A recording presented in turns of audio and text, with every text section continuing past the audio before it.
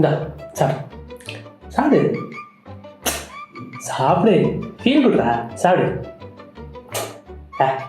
அப்பா emotion father எமோஷன்லாம் இருந்தா சாப்பிட்றா. இல்லை சாப்பிட்றா சாப்பிட்றா இல்லை.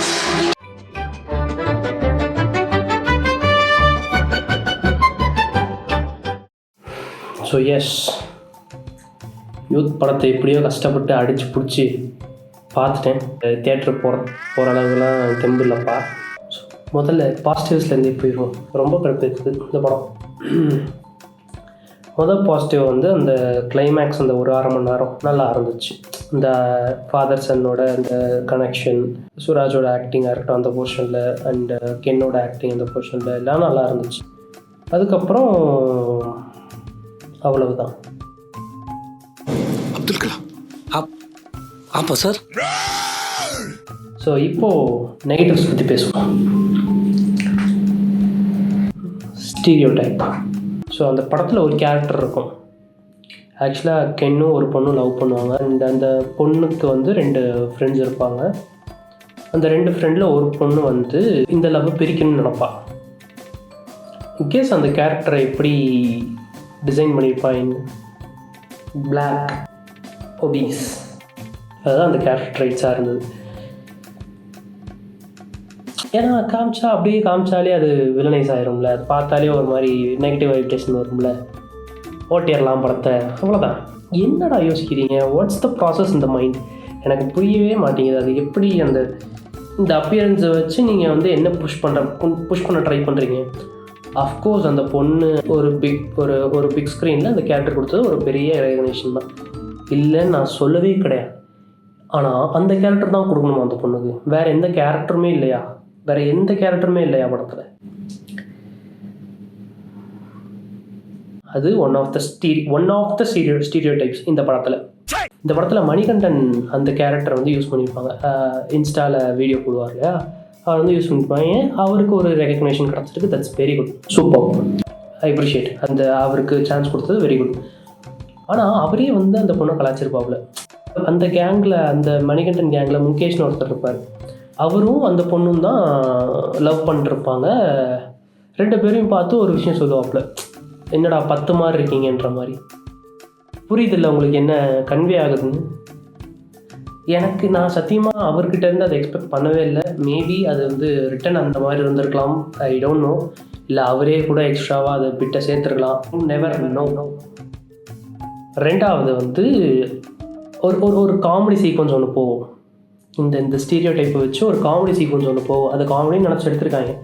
காமெடின்னு நினச்சி காமெடியாக எலவேட் பண்ணுன்றதுக்காக அதை எடுத்திருக்காங்க. அது வந்து தியேட்டரில் நிறைய பேருக்கு ஒர்க் ஆச்சுன்னு நான் கேள்விப்பட்டேன். அதாவது என் ஃப்ரெண்ட்ஸ் நிறைய பேர் போயிருக்காங்க, அவங்களுக்கு அந்த படம் பிடிக்கல. பட் அந்த சீக்வன்ஸில் அவனை சுற்றி எல்லாரும் சிரிச்சிருக்காங்க. முதல்ல நான் அந்த சீக்வன்ஸ் சொல்கிறேன். அந்த பொண்ணு, ஒரு 3rd ஹீரோயின் வந்து அவங்களோட குரூப் ஃபோட்டோ, அவங்களோட ஃபேமிலி ஃபோட்டோஸ் எல்லாம் அவங்களோட ஃபெலோ ஃப்ரெண்ட்ஸ்க்கு காட்டிகிட்டு இருப்பாங்க. இது வந்து என் அம்மா, இது வந்து என் அப்பான்றப்போ கென்னு உருன்னு ஓடி வந்து அதை பார்த்துட்டு, ஏய் கனகா அப்பா சொட்டடா அப்படின்றார்.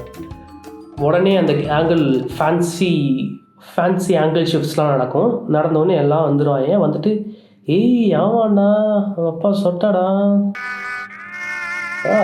என்னால் அது மார்க் கூட பண்ண முடியலடா அதை.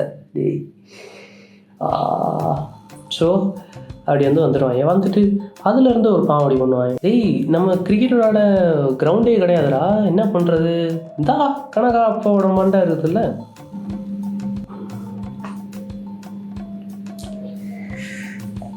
எனக்கு புரியல, ஏன் வந்து அந்த மாதிரி எழுதுறீங்க?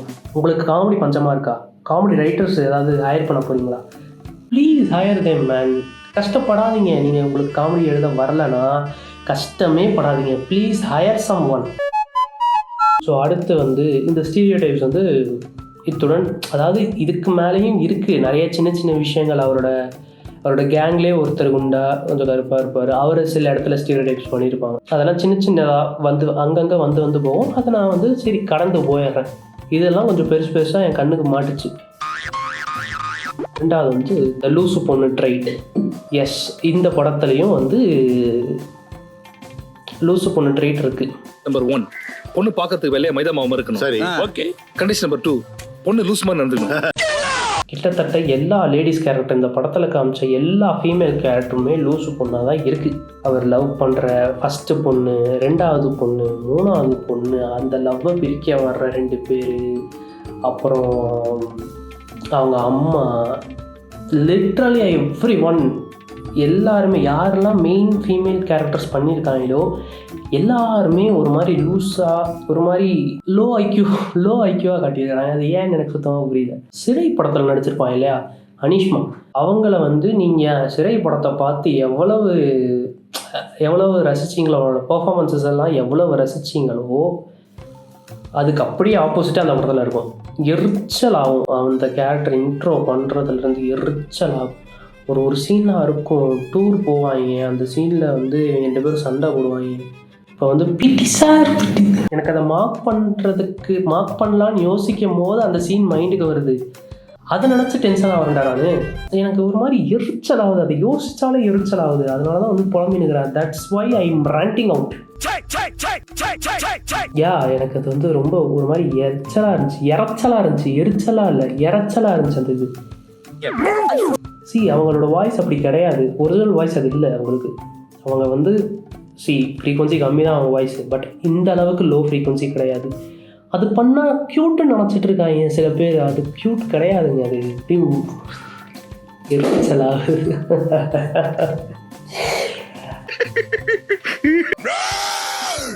3வது பிரச்சனை, தி அன்ரியல் ஆர்க்.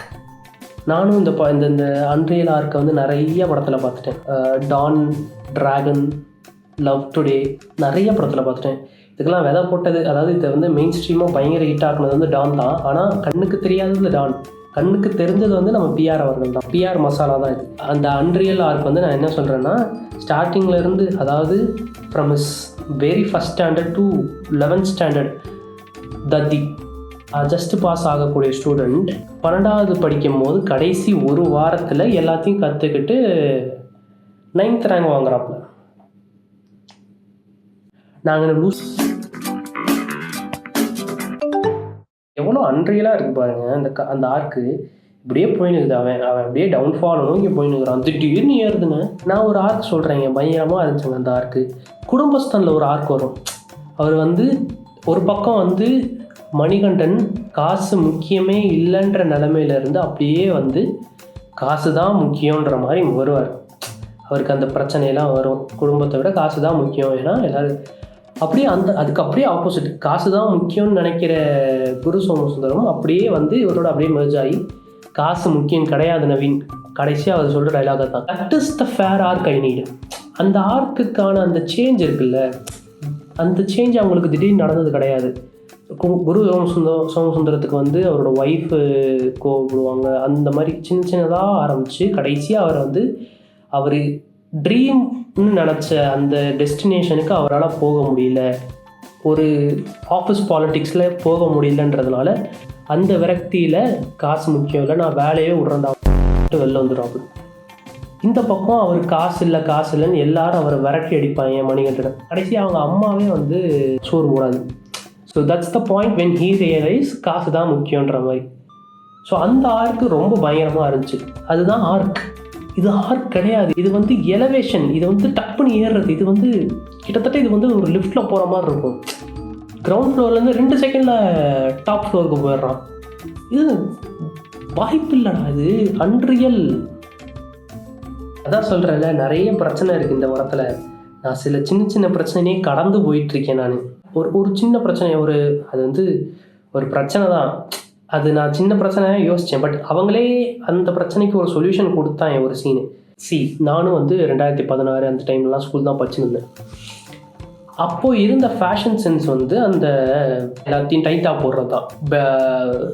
பலூன் ஃபிட்டு, டைட்டாக ஷர்ட்ஸு, எல்லாமே ஃபிட்டாக போட்டால் தான் அது வந்து அப்போத்தைய ஃபேஷன். நீங்கள் வந்து படம் ஃபுல்லாக அப்படி இல்லை, இப்போ என்ன ஃபேஷன் இருக்கோ அதை தான் அந்த படத்தில் வந்து யூஸ் பண்ணியிருந்தீங்க. அது வந்து சரி, அதையும் கடந்து போயிடலான்னு அப்படியே விட்டுட்டேன். இது வந்து தப்பு தான். சரி, ஓகே, இவங்க பெருசாக அது யோசிக்க வேணாண்டா அப்படின்ற மாதிரி கதையை ஃபோக்கஸ் பண்ணி நான் அதை கடந்து போயிட்டேன். ஒரு சீனில் வந்து அவரோட ஃபேஸ்புக் ப்ரொஃபைலை காட்டுவார். அப்போது அவரோட ஃபோட்டோ வந்து அந்த அப்போல்லாம் சிபி எடிட் வைப்பாங்க எல்லா ஃபோட்டோ, இந்த தலைக்கு கலர் அடித்து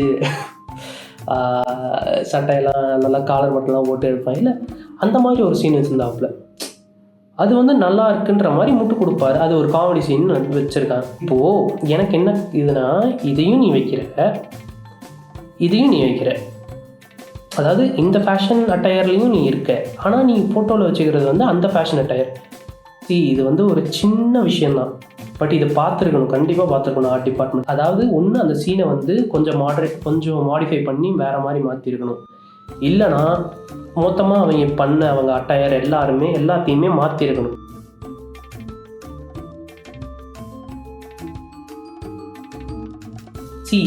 இது வந்து ஒரு பேட்டர்னாகவே ஃபார்ம் ஆயிடுச்சு. இந்த பேட்டர்னில் படம் பண்ணால் ஹிட் பண்ணிடலாம். ஸோ நம்ம பிஆர் டெம்ப்ளேட்டை தான் எல்லாருமே எடுத்து யூஸ் பண்ணுறாங்க, விச் இஸ் வெரி ராங். அந்த டெம்ப்ளேட்டே தப்புன்றேன், லாஜிக்கலாகவே அந்த டெம்ப்ளேட் தப்பு. இதுக்கு மேலே அந்த டெம்ப்ளேட்டில் படங்கள் வேண்டாம், கை ஊப்பி கேட்டுக்கொள்கிறேன். we need very good feel good films. எப்படி சொல்ல, நல்ல ஃபீல் குட் ஃபிலிமாக வேணும். பழைய அந்த மொழி படம் அந்த மாதிரியான ஃபீல் குட்ஸ்லாம் நான் ரொம்ப மிஸ் பண்ணுறேன். இந்த பேட்டர்னில் இனிமேல் படங்கள் எடுக்காதீங்க. எடுத்தாலும் அந்த பேட்டர்னில் இருக்கிற நிறைய குறைகள் இருக்குது. நிறைய குறைகளை ஃபிக்ஸ் பண்ணி எடுங்க. அவ்வளோதான் சொல்ல முடியும், வேறு என்ன சொல்கிறது. ஆஸ் அ வியூவராக அதுதான் என்னோடய ஒப்பீனியன். சரி, ஃபோன் சூடாகிறான்னு நினைக்கிறேன். ஆமாம், ஃபோன் ரொம்ப சூடாகுது. நான் உத்தரம் வாங்கிக்கிறேன்னு யூத் மூவியை ரேண்ட் பண்ணலான்னு நினச்சேன். ஸோ அவ்வளோதான். வீடியோ பிடிச்சிருந்துச்சுன்னா லைக் பண்ணுங்கள், ஷேர் பண்ணுங்கள். உங்களுக்கு வேறு ஏதாவது இந்த படத்தில் ஒப்பீனியன்ஸ் இருக்குது, எனக்கு இந்த இடத்துல இது ஒரு மாதிரி இது ஏன் அட்ரஸ் பண்ணலன்ற மாதிரியெல்லாம் இருந்துச்சுன்னா கீழே வாங்க, கடை திறந்து வச்சுக்கிறோம், கீழே வாங்க. Let's have a healthy stuff. நானும் கமெண்ட் பண்ணுறேன், சரியா? ஸோ அவ்வளோதான், ஜாலியாக போங்க, போய் இந்த படத்தை பாருங்கள், தமாசா இருக்கும், போய் பாருங்கள். பாய், கிளம்புறேன்.